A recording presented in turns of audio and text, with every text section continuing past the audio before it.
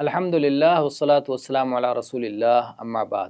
آدمی اگرچہ حق پر ہو پھر بھی جھگڑا اور بحث و مباحثہ سے دوری میں خیر اور بھلائی ہے اور فضیلت ہے۔ اللہ کے نبی صلی اللہ علیہ وآلہ وسلم کی حدیث ہے، فرماتے ہیں انا زعیم ببیت فی ربض الجنہ لمن ترک المراء وان کان محقا۔ میں جنت کے کنارے ایک گھر کی ضمانت دیتا ہوں، گارنٹی دیتا ہوں اس شخص کے لیے جو بحث کرنا، حجت کرنا، جھگڑا کرنا چھوڑ دے اگرچہ کہ وہ حق پر ہو۔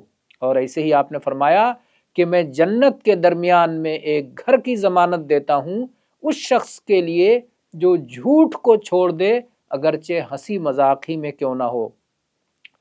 اور جنت کے اعلیٰ ترین مقام میں، بلند مقام میں ایک گھر کی ضمانت دیتا ہوں اس شخص کے لیے جو اپنے اخلاق کو حسین بنا لے، بہتر بنا لے۔ یہ حدیث سنن نبی داؤد میں ہے، 4800 نمبر پر علامہ البانی نے اسے حسن قرار دیا ہے۔ واللہ تعالی عالم والحمد للہ رب العالمین۔